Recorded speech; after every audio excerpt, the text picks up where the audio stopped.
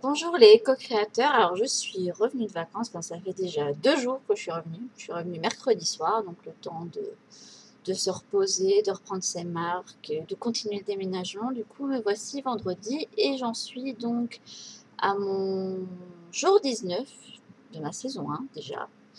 Et j'en suis donc à mon troisième bilan, enfin il y a un bilan que je dois encore faire vu que j'étais partie en vacances, donc je ne l'avais pas trop fait. Mais là, donc, j'en suis à mon troisième bilan et la semaine était très difficile. Là, j'avoue que la fin de semaine est bien meilleure qu'au début parce que j'ai vécu des choses totalement. Enfin, c'était tout à fait émotionnel, quoi. Je sais pas comment expliquer ça. Enfin, j'avais tellement hâte de revoir ma famille après 1 an et demi. Et là, je me suis retrouvée, après même pas un jour ou deux, à vouloir revenir, être chez moi parce que je n'en pouvais plus. J'ai tout fait. J'ai tout fait littéralement là-bas alors que j'étais au sein de ma famille. Ça s'est pas passé comme je l'aurais espéré. Euh, Ma maman a réussi à me taper sur le système, elle qui d'habitude ne. Enfin, ça va quoi, on arrive à cohabiter même si on est assez différentes. Et là, je me suis rendu compte qu'il n'y avait pas que mon père qui m'avait transmis des choses, mais également d'autres personnes de ma famille, mais notamment ma maman, parce que je l'ai vue totalement en stress avec sa petite fille. Elle la suivait de pièce en pièce.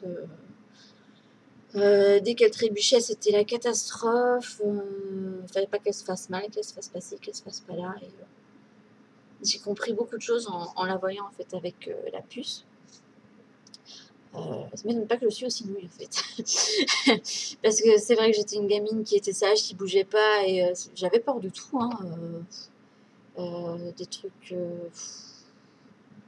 Bah, j'ai toujours peur hein, des insectes parce que c'est vrai que je suis allergique. Donc, du coup, une piqûre de guêpe, ça peut prendre des proportions chez moi assez graves. Donc, j'ai toujours une sainte horreur de ces bestioles, même si elles sont très certainement utiles. Hein, mais voilà.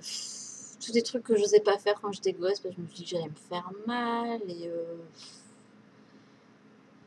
Et je comprends mieux pourquoi. Si j'avais une maman qui était comme ça derrière moi tout le temps, c'est sûr que je pouvais pas faire grand chose.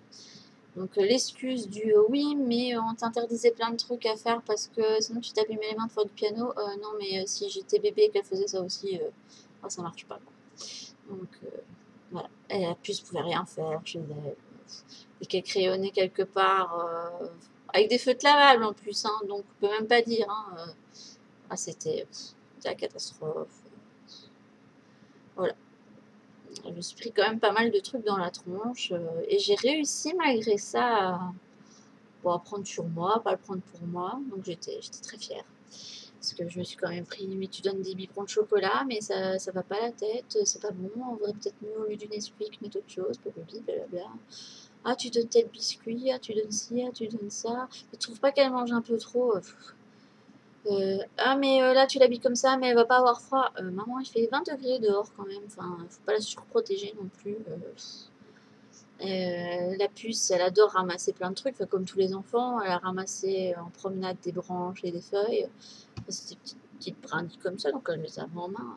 Et tu te rends compte, si elle se les met dans l'œil, enfin, tous des trucs qui m'ont semblé complètement absurdes. Parce qu'on ne peut pas surprotéger un enfant non plus, il faut qu'il fasse ses expériences. Et tant qu'on fait attention pour les trucs les plus dangereux, pour le reste, je pense qu'il faut laisser vivre un enfant quand même. Donc du coup, ça m'a rassurée sur mon rôle de maman, finalement. Parce que j'ai toujours cru que je faisais les choses très mal et que je me débrouillais pas bien et que ça n'allait pas, surtout dans les moments où ça coinçait avec ma fille. Et du coup, là, je me suis dit que finalement, j'étais pas si mal.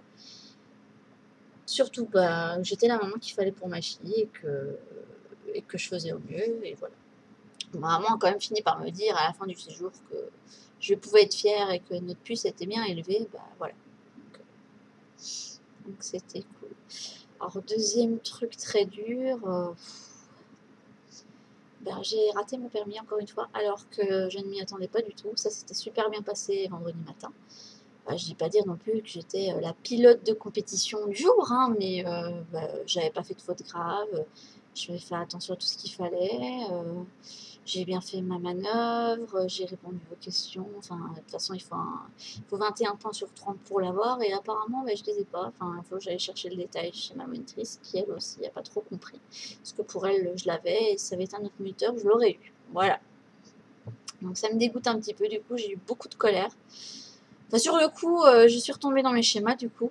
Pendant, allez, quoi, une petite demi-heure, j'ai éclaté en sanglots. Je suis montée m'isoler dans mon ancienne chambre, vu que j'ai eu la nouvelle quand j'étais dans ma famille. Et finalement, je me suis dit que j'étais nulle, que je ne servais à rien. Et que je ne voulais plus passer le permis, que j'en avais marre. Voilà. Et je crois qu'il y avait beaucoup de colère parce que finalement, après avoir passé ce cap-là, qui a servi quand même à deux choses, parce que ma grand-mère était venue me voir du coup, et je sais pas, au lieu de me consoler, elle m'a quand même dit des choses gentilles, mais à un moment, elle me voyait dans cet état-là, et le truc qu'elle voulait me faire, c'est me foutre une baffe, quoi. Allez, vas-y, super le truc, je te jure.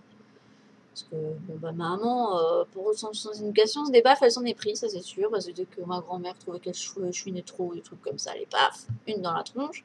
Mais là, ça a failli m'arriver alors que j'ai 33 ans quand même. Donc je lui ai bien fait comprendre que de un, elle n'avait pas intérêt à me mettre une gifle, que de deux, qu'il n'y avait aucune raison, et que quand on voyait quelqu'un qui était malheureux, la chose qu'il fallait faire, c'était plutôt le consoler, et que ça m'étonnait pas que dans cette famille, du coup, il n'y avait pas beaucoup de tendresse, parce que j'en ai jamais reçu quelque part. On dit que j'étais pas câline, mais quand je vois ma maman et ma grand-mère, je comprends. Hein. Parce que dès qu'on chouine, c'est quelque chose. Hein. Enfin, voilà, c'est le mot chouiner chez elle. Moi, je parle plutôt de pleurer ou de déverser ses émotions, mais voilà. Donc je lui ai dit ça, et finalement, elle m'a pris dans ses bras. Bon, je sentais que c'était pas très naturel pour elle, mais voilà.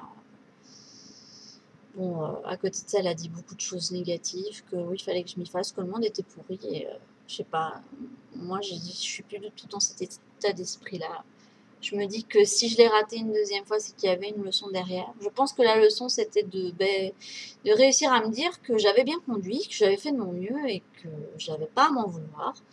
Du coup, j'ai fait place entre le... Je me déprécie, j'ai fait place à, bon, voilà, je sais quand même faire ça. Et après, quand même, j'étais vachement en colère et j'avais trop envie d'aller tuer l'examinateur, en fait. Voilà. Bon, maintenant, ça va mieux, hein, mais ça me fait bien chier de le repasser parce que c'est quand même un coût financier qu'on ne peut pas se permettre. On s'est mis déjà vachement un couteau sous la gorge. On a découvert juste parce que je dois passer mon permis. Là, j'en suis bien. Enfin, je suis rentrée dans mon 5e mois de grossesse et il faudrait quand même que j'arrive à avoir ce papier avant d'arriver dans une période où je vais plus pouvoir passer l'examen parce que je sais pas comment ma grossesse va évoluer. Pour le moment, ça va très bien, mais du jour au lendemain, je peux très bien me retrouver alitée comme ça arrive à certaines femmes. Donc, tant plus que j'ai des signaux. Ça fait quand même déjà 2 fois en 2 mois que j'ai des contractions dans les reins comme j'avais lorsque j'ai accouché de ma fille. Où ça me dit, oh stop, faudrait peut-être que tu te reposes. Là, je les ai eues pendant les vacances parce que je me suis beaucoup tue. Il y a quand même beaucoup de choses que j'aurais pu faire mieux, je pense, pendant mes vacances, plus m'affirmer. Enfin, il y a des choses dont je me suis rendu compte, hein, de m'affirmer, de dire stop à certaines choses, même si ça ne doit pas faire plaisir. Mais voilà, je ne l'ai pas fait. J'ai quand même été la petite fille sage qui suit et fait tout, quoi. Ça me gonfle un peu, mais en même temps, je ne sais pas si je vais pouvoir changer ma famille. Moi, je sais que je peux me changer parce que... Enfin, me changer. Non, enfin, redevenir moi-même, du coup, et être enfin moi-même, c'est surtout ça. Mais eux, je peux pas les changer du tout. Enfin, je vois pas quoi leur dire. J'ose même pas leur parler de ma démarche. J'en ai même pas parlé à mon conjoint. J'ose pas dire que je fais un défi, que je fais ça pour m'aider à aller mieux. J'ose pas trop en parler. Déjà là, j'ai fait un moment, j'ai fait ma vidéo à un moment où il y avait personne à la maison pour être sûr que voilà, il y a personne qui me surprenne. Voilà. Mais ce serait pas mal que j'en parle quand même à mon conjoint parce que le seul truc de bien de mes vacances, c'est qu'on s'est vachement rapprochés.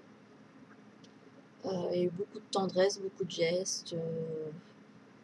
On s'est beaucoup parlé. Lui s'est quand même rendu compte que finalement, ben, j'étais une nana pas trop mal, que j'étais pas chiante et que ben, je le laissais bien vivre, qu'on se disputait pas tant que ça, même si là, ben, là aujourd'hui, là, il vient de partir avec des meubles à déménager et on vient de se disputer.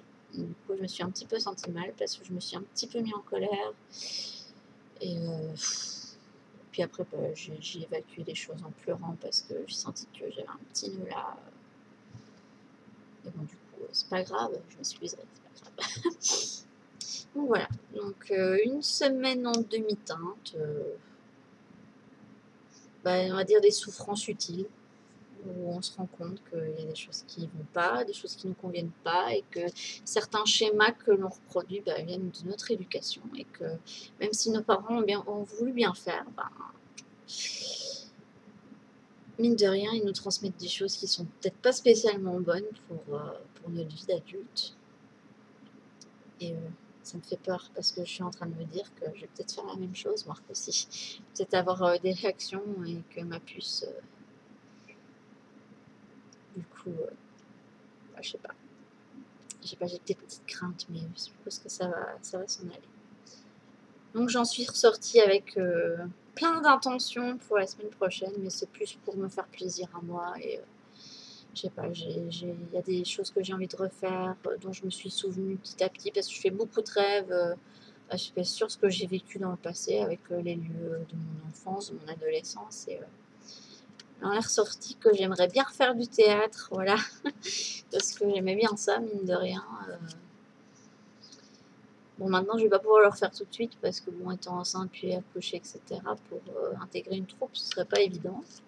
Et je sais même pas comment ça pourrait se goupiller ici dans le coin, mais pourquoi pas. Donc voilà, ça c'était ma seule vidéo de la semaine du coup. Et je pense que je ferai une vidéo à partir de lundi parce que là ça va être le week-end et qu'il va être bien chargé pour vous noter mes intentions de la semaine. Voilà. Je vous souhaite une bonne journée, co-créateurs.